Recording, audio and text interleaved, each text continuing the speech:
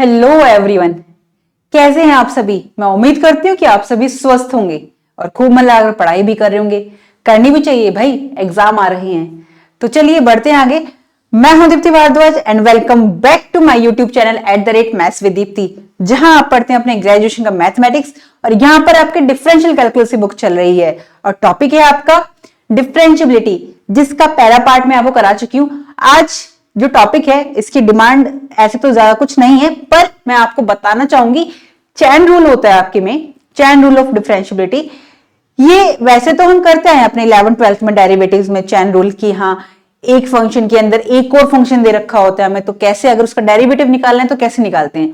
But इसका theorem with statement, क्योंकि हम थ्योरम भी कर लेंगे, लेकिन सबसे बड़ी बात जो होती है आप ग्रेजुएशन के, अब यूनिवर्सिटी करने लगी है, पहले भी करती थी, अब कभी कभी कर देती है, जब थोड़ा सा डिफिकल्ट बनाना होता है क्या करती है, वो आपसे बोलती है कि हमें इस थ्योरम को प्रूफ करके बताइए, चेन रूल ऑफ डेरिवेटिव। वो स्टेटमेंट नहीं देती, वो सिर्फ आपको नेम बोल देती कि चेन रूल ऑफ डेरिवेटिव का हमें थ्योरम बताइए करके। तो जब आपको स्टेटमेंट नहीं पता होगा कि किस तरह से लिखना है, आपको पता है करना क्या है लेकिन स्टेटमेंट नहीं पता, तो आप आते हुए क्वेश्चंस को भी कर नहीं पाते हैं, तो वहां डिफिकल्टी फेस होती है। लेकिन यहां मैं आपको बता रही हूं कैसे करना है, तो इसलिए ये वीडियो आपके लिए इंपॉर्टेंट हो जाएगी। और आपको इस वीडियो पे आगे बढ़ने से पहले आप सभी से कह दूं कि मैंने टेलीग्राम चैनल मैंने आपके लिए टेलीग्राम चैनल भी ओपन कर दिया है। मींस इसका ऑफिशियल टेलीग्राम चैनल बन चुका है आपके जो यूट्यूब चैनल है हमारा @मैथ्स विद दीप्ति का, इसी नेम से है। तो आप लोग अभी जाकर उसे ज्वाइन कर लीजिए। ज्वाइन करना इंपॉर्टेंट इसलिए हो जाता है कि कोई भी इंपॉर्टेंट अपडेट्स होती है मैं वहां सबसे पहले देती हूं आपको। तो कोई भी, जब भी मैं लाइव आऊं या कोई भी क्वेश्चन पेपर सॉल्व कराऊं, तो आपको या प्रैक्टिस आगे कराऊंगी मैं IIT JEE क्वेश्चंस के लिए, तो आपके लिए इजी हो जाएगा जब आपको टाइमिंग पता चल जाएगी कि हाँ किस दिन और किस समय स्टार्ट हो रहा है। ओके, या आपका कोई कौन सा टॉपिक स्टार्ट होने वाला है वो भी अपडेट मैं वहां दे दूंगी। तो इसलिए आपका टेलीग्राम चैनल को ज्वाइन करना इंपॉर्टेंट है। आप सभी बोल रहे थे बहुत टाइम से मैम टेलीग्राम चैनल अपना ज्वाइन करवा दीजिए, तो अब आप कर सकते हैं। ठीक है, वो क्रिएट हो चुका है। तो ठीक है, अब हम बढ़ते हैं आगे अपने इस टॉपिक पे। आगे बढ़ने से पहले आप सभी से कहना चाहूंगी जो भी मेरे चैनल पर नए हैं वो मेरे चैनल को सब्सक्राइब करें and hit the bell icon, ताकि आने वाले सभी नोटिफिकेशन, सभी अपडेट्स आपको टाइम टू टाइम मिलते रहे। जिन्हें मेरी वीडियोस अच्छी लगती है वो लाइक करें एंड शेयर करें। ठीक है, बढ़ते हैं आगे हम। चलिए, चेन रूल के लिए आप सबसे पहले बहुत छोटा सा रिकॉल कराऊंगी, जो डायरेक्टली इसी वीडियो पे जंप कर रहे हैं उनके लिए छोटा सा रिकॉल वही कि सबसे पहले डिफरेंशिएबिलिटी होने के लिए क्या होना चाहिए हमारे पास, लिमिट और कंटिन्यूटी का कॉन्सेप्ट क्लियर होना चाहिए। लिमिट की बात करें अगर हम, लिमिट का मतलब होता है लिमिट लगा देना, राइट। लिमिट की अगर हम बात करें तो लिमिट क्या होती है हमारी, बाउंड करना, राइट। एक तरह से बाउंड कर देना। किस तरीके से, अगर मैं इसके लिए बताऊं इन शॉर्ट में, जो मैंने आपको बताया था, ये होता है the art of approaching.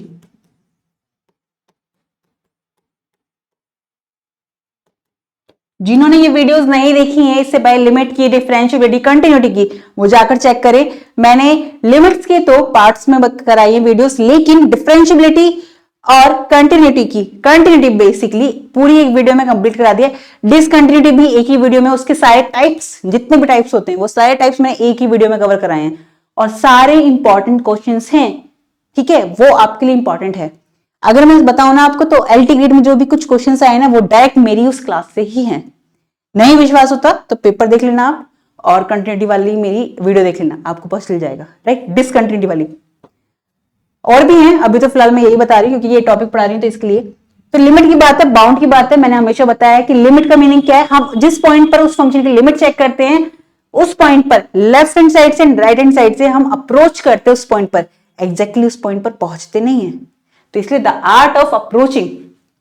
Similarly अगर मैं बात करूं किसके लिए, अगर मैं बात करती हूं कंटिन्यूटी के लिए, तो कंटिन्यूटी के लिए हमें 3 पॉइंट्स थे। पहला, फंक्शन जो है हमारा वो डिफाइंड होना चाहिए, मीन्स एग्जिस्ट करना चाहिए, क्योंकि अगर फंक्शन ही हमारा एग्जिस्ट नहीं करेगा तो वो क्या होगा, डिफाइंड नहीं होगा, तो हम किस में चेक करेंगे भाई, है ना। सेकेंड बात कि left hand limit is equal to right hand limit बराबर होनी चाहिए, दैट इज लिमिट एग्जिस्ट करनी चाहिए। थर्ड पॉइंट क्या है, फंक्शन की उसी पॉइंट पर, जिस पॉइंट पर हम फंक्शन चेक कर रहे हैं उसी पॉइंट पर जो वैल्यू आएगी वो लेफ्ट हैंड लिमिट और राइट हैंड लिमिट के इक्वल आनी चाहिए। अगर ऐसा होता है तो फंक्शन कंटिन्यूअस है। और इसी को मैंने बताया था, क्या बोल देते हैं, इसी को अगर मैं देखना चाहूं तो the art of smooth change, right. जिस तरीके से मैंने आपको ग्राफिकली भी बताया था,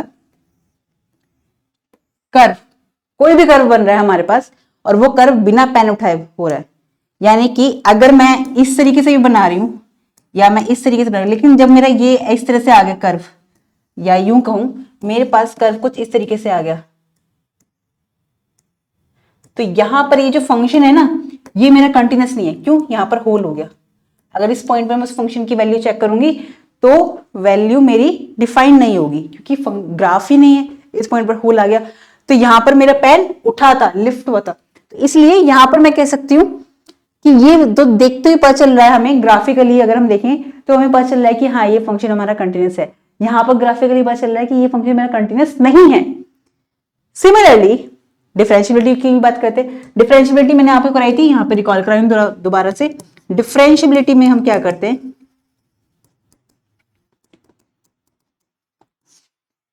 हमारे पास इसका मीनिंग अगर बताऊं मैं आपको तो जो कि यही था इसका meaning, the art of smooth motion. इसमें स्मूथ मोशन की बात करते हैं हम, जो कि मैंने आपको ग्राफिकली आपको लास्ट वीडियो में बताया भी है, बहुत अच्छे से एक्सप्लेन कराया मैंने आप लोगों को। ये रहा, यहां पर मैंने एक्सप्लेन किया था आप लोगों को ग्राफिकली पूरा डिफरेंशिएबिलिटी, इसकी पूरी थ्योरम्स जो कि आ जाती है आपके में, ये एक्सप्लेन करने के लिए। जिसको आती है वो नंबर ले जाएगा, जिसे नहीं आती वो नंबर नहीं लेकर जाएगा। ठीक है, ये तो क्लियर है। तो ये मैंने इतने अच्छे से बताया कि आपको रटने की जरूरत नहीं पड़ेगी, क्योंकि मेरे कुछ स्टूडेंट्स होते हैं वो कहते हैं मैम हमें ये समझ नहीं आता, और वो अगर आगे आईआईटी जैम को क्रैक करना चाहते हैं या चीजें कुछ भी आगे करना चाहते हैं तो वहां डिफिकल्टी फेज होती है। क्यों? क्योंकि बेसिक ही पूछा जाता है आपसे और बेसिक आपका क्लियर नहीं होता, आप रट लेते हैं यहाँ पे, क्योंकि ग्रेजुएशन तो पास करना बहुत आसान है। बट हम सिर्फ ग्रेजुएशन के लिए पढ़ रहे हैं क्या? नहीं ना।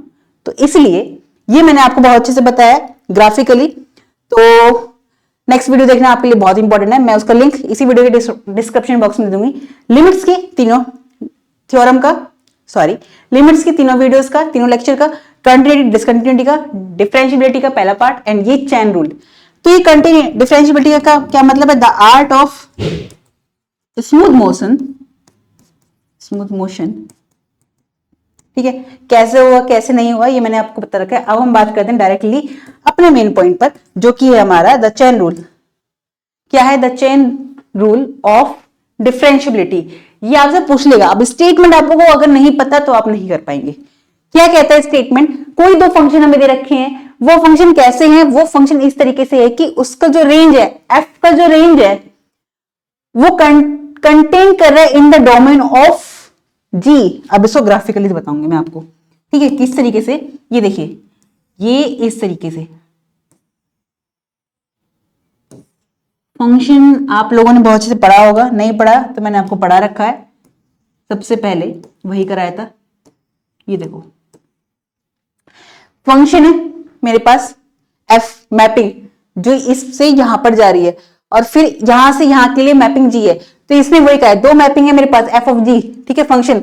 इसने क्या बोला, such that the range of f, statement समझना इंपॉर्टेंट है, द रेंज ऑफ एफ।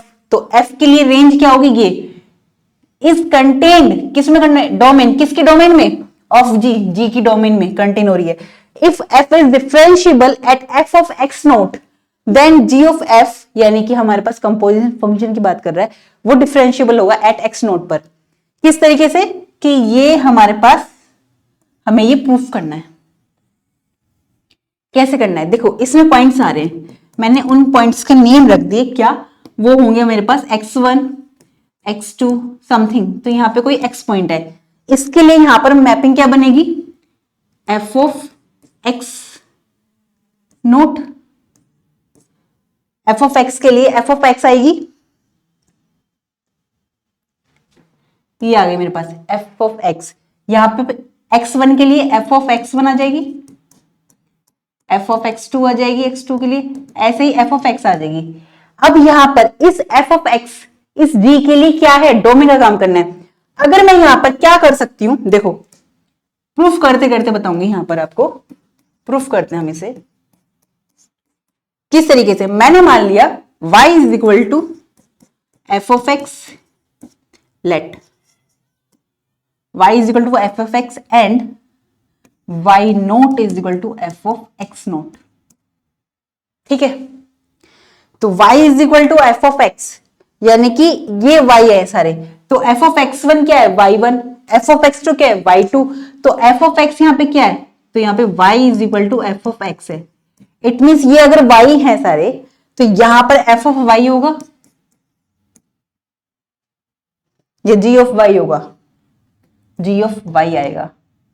क्यों, क्योंकि मैपिंग g आ रही है, तो एफ ऑफ एक्स की जगह मैं y लिख सकती हूं, तो it means g of y आएगा। अब g ऑफ y का मतलब क्या है, g ऑफ y की वैल्यू f ऑफ x। ठीक है, ये तो हमें मैपिंग से समझ में आ गया है।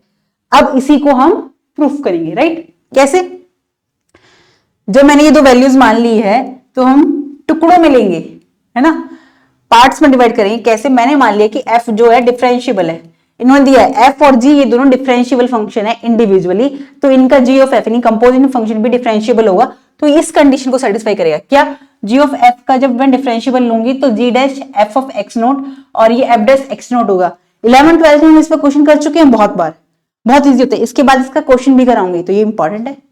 क्वेश्चंस हो जाते हैं, बट ये जो डेरिवेटिव्स होते हैं ना, ये जो हमें थ्योरम्स करनी होती है, यहां पे डिफिकल्टी फेस करते हैं हम लोग, पर अब नहीं होगी क्योंकि मैं करा रही हूं आपसे। देखिए f इज डिफरेंशिएबल है at x is equal to x naught पर, तो मैं क्या लिख सकती हूं, according to definition of differentiability क्या कह सकते हैं हम कह सकते हैं कि limit x tends to x naught f of x minus f of x naught upon x minus x naught, right. और ये किसकी वैल्यू है, f डैश x नोट की। अब अगर मैं इसमें ऐड कर दूं एक लैम्डा x, यानी कोई फंक्शन है जो बहुत छोटा सा है, मैं इसमें ऐड करती हूं। क्यों कर रही हूं ऐड, देखिए मैं लिख सकती हूं यहां पर, अगर मैं इसमें f डैश x नोट में एक लैम्डा x ऐड कर रही हूं, तो यहां पर f of x minus f of x naught की वैल्यू क्या आ जाएगी मेरे पास, f of x minus f of x naught की value x minus x naught, मैंने इस तरह से ले लिया, लिमिट अभी मैं नहीं ले लूं, तो इतने की वैल्यूज को मैं इस तरह से लिख सकती हूं। अब इसके बाद मैं क्या कर सकती हूं, अगर मैं यहां पर वेयर ये जो मैंने लिया है ना लैम्डा x मेरा टेंस करेगा जीरो की तरफ, कब, as x tends to x naught, जब x मेरा x नोट की तरफ अप्रोच करता जाएगा जैसे जैसे, वैसे ही लैम्डा x की वैल्यू मेरे जीरो की तरफ अप्रोच करती जाएगी। मैंने इस तरह से लैम्डा x लिया है, राइट। तो इस इक्वेशन को मैं फर्स्ट मान लेती हूं। अब आगे बढ़ते हैं हम। सिमिलरली फर्दर अगर हम देखें, हम क्या करते हैं, g भी हमारा क्या है, g इज डिफरेंशिएबल है at y is equal to y naught पर, राइट, या एट y नोट पर, वही मीनिंग है इसका। देखो यहां पर मैंने x is equal to x naught लिया था, यहां पे y is equal to y naught पर मेरा अप्रोच कर रहा है, तो यहां पर मेरे पास क्या वैल्यू बन जाएगी, limit h tends to zero, sorry y tends to y naught, f of y minus f of y naught upon y minus y naught. ये ले लिया मैंने किसके बराबर, g इज डिफरेंशिएबल, तो हम g की फॉर्म में लेंगे ना, राइट।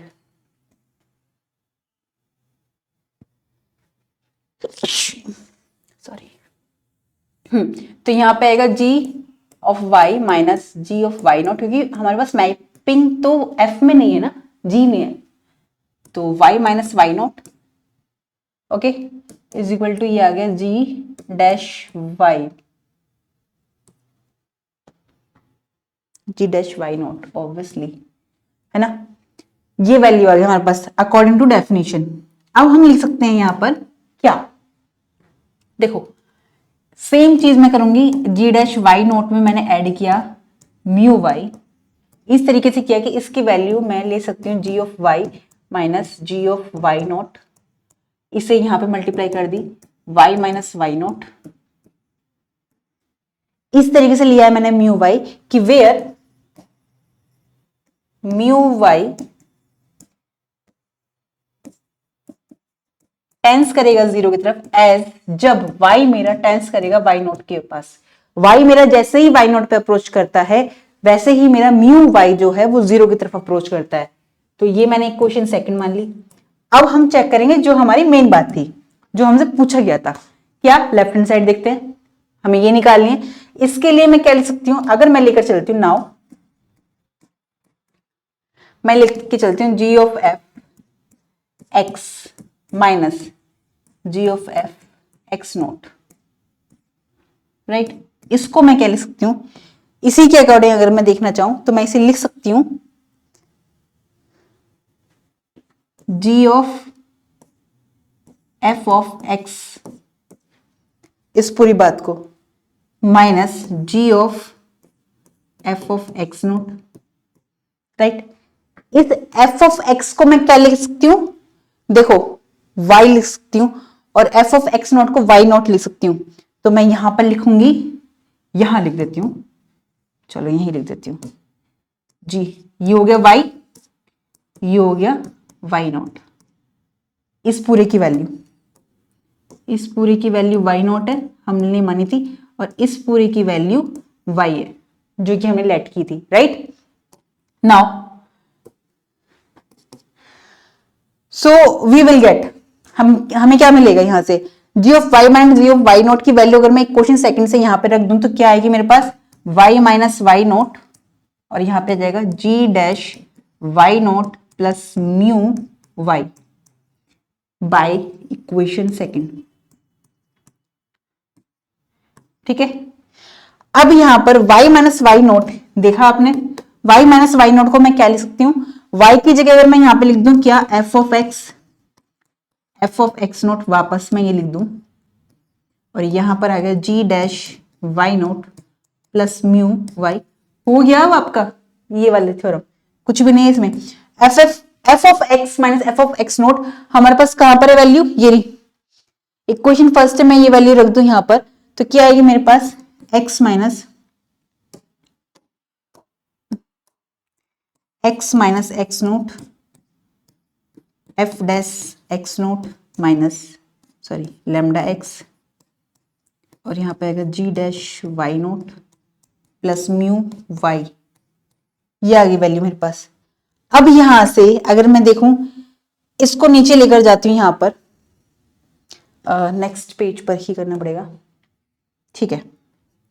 तो यहां से, अच्छा ये इक्वेशन के कहां से आई मेरे पास, हमें प्रेफरेंस देना पड़ता है इक्वेशन फर्स्ट से, है ना, ये जरूरी होता है मैथ्स में आपके। तो यहां से मेरे को जो वैल्यूज मिलती है, तो यहां पे मैं कह सकती हूँ 10, if x does not equal to x naught then हम क्या लिख सकते हैं, इस x माइनस एक्स नोट को इसके नीचे लेकर आते हैं, तो मेरे पास आया गॉफ, मतलब x minus ji of f, composition function ले रहे हैं हम, x naught upon x minus x naught, जो फंक्शन हम यहां से लेते हैं वही नीचे आता है, इज इक्वल टू f, ये आ गया G dash Y naught plus mu Y, ये आ गया F dash X naught plus lambda X. अब हम यहां पर क्या कर सकते हैं, देखो ये इंपॉर्टेंट है, यहां तक तो फिर भी सब लोग कर लेते हैं पर ये इंपॉर्टेंट है, कैसे, also F being a differentiable, है ना, क्योंकि एफ और जी दोनों डिफरेंशिएबल थे, कैसे, एफ डिफरेंशिएबल था पॉइंट एक्स नोट पर, और वाई जो कि कंटिन्यूअस है एट एक्स नोट पर। ऑल्सो हम एक बात जानते हैं, क्या जानते हैं, कि F being a differentiable at X is equal to x naught पर is continuous at X naught. तो मैं क्या बोल सकती हूं यहां से, मैं बोल सकती हूं implies that hence as x tends to x naught, तो इसका मतलब क्या है, एफ ऑफ एक्स टेंस करेगा एफ ऑफ एक्स नोट पर।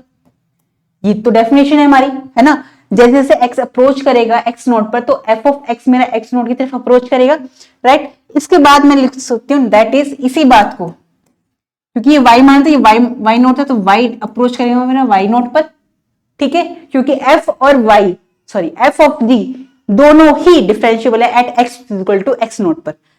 तो इस तरीके से हमने ये भी देख लिया। तो हम कह सकते हैं यहां से क्या, कॉन्सिक्वेंटली क्या बोल सकते हैं हम यहां से कि म्यू वाई अप्रोच करेगा जीरो की तरफ एज, कब, जब वाई मेरा अप्रोच कर रहा होगा, सॉरी म्यू वाई मेरा जीरो की तरफ अप्रोच करेगा कब, जब x tends to x naught होगा। और सिमिलरली लैम्डा एक्स भी मेरा जीरो की तरफ अप्रोच करेगा कब, एज, जब x tends to x naught होगा, दोनों के लिए। तो अब यहां से हमारे पास क्या इक्वेशन बनकर आती है, अब अगर हम देखें इसे इक्वेशन थर्ड मान लेते हैं हम, तो इक्वेशन थर्ड मानेंगे हम इसे। अगर मैं यहां से देखूं तो इक्वेशन थर्ड मेरे पास क्या आ जाती है, लिमिट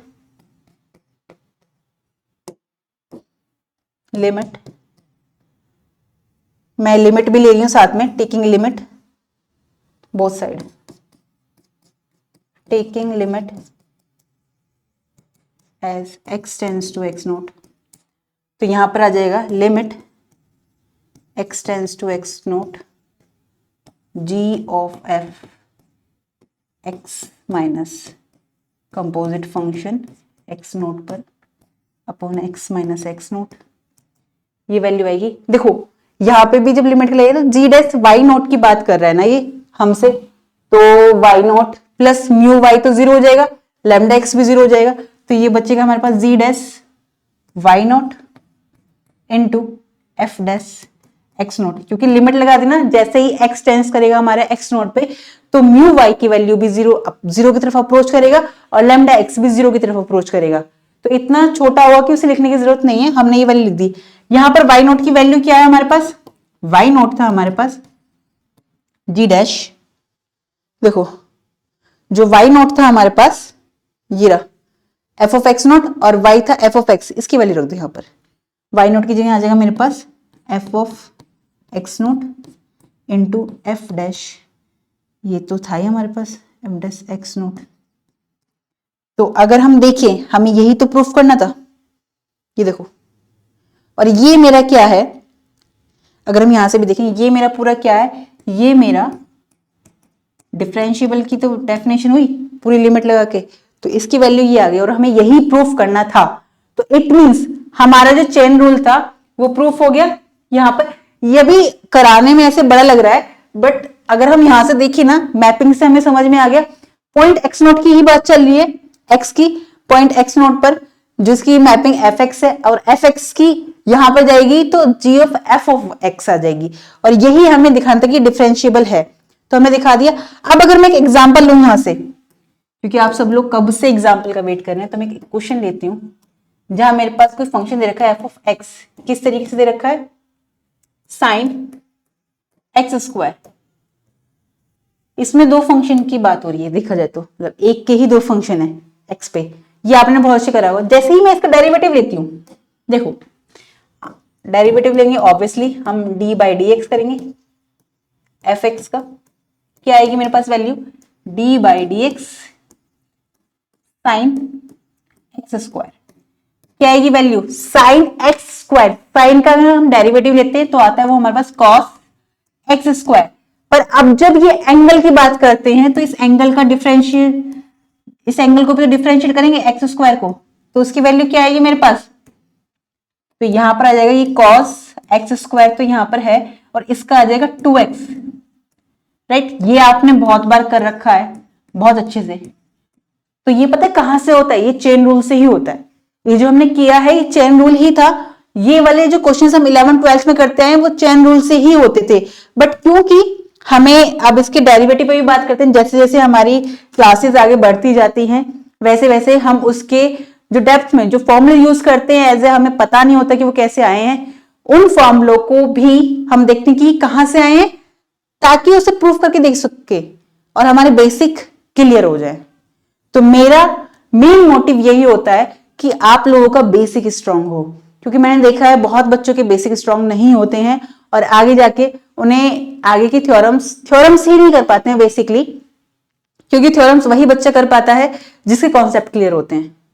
तो मेरे जितने भी स्टूडेंट्स हैं मैंने ये बात नोटिस करी है उन सभी में कि वो क्वेश्चंस कर लेंगे, फॉर्मुलेस रट लेंगे, लेकिन मैं आपको यहाँ पर फॉर्मूले जनरेट करना भी बताती हूँ कि ये कहां से आया है, उसे ग्राफिकली कैसे व्यू करते हैं। अगर आपको ये भी पता होता है तो आपको रटने की जरूरत पड़ती ही नहीं है। मैथ ऐसा सब्जेक्ट है जिसे रटने की जरूरत है ही नहीं, जो कि आप देख चुके होंगे अब तक पढ़ते हुए मेरे से। तो यहां पर आपका चेन रूल कंप्लीट होता है। आज की वीडियो में मुझे लगता है आपका कोई भी डाउट नहीं बचा होगा, लेकिन फिर भी कोई डाउट आता है तो आप कमेंट सेक्शन में मुझसे पूछ सकते हैं। और वीडियो आपको अच्छी लगी हो तो उसे लाइक कीजिए, अपने दोस्तों के साथ शेयर कीजिए। मिलते हैं हम नेक्स्ट वीडियो में। इससे पहले आपको बता दूं IIT JAM के पेपर भी मैंने करा रखे हैं, आप जाके वो चेकआउट कीजिए, ठीक है।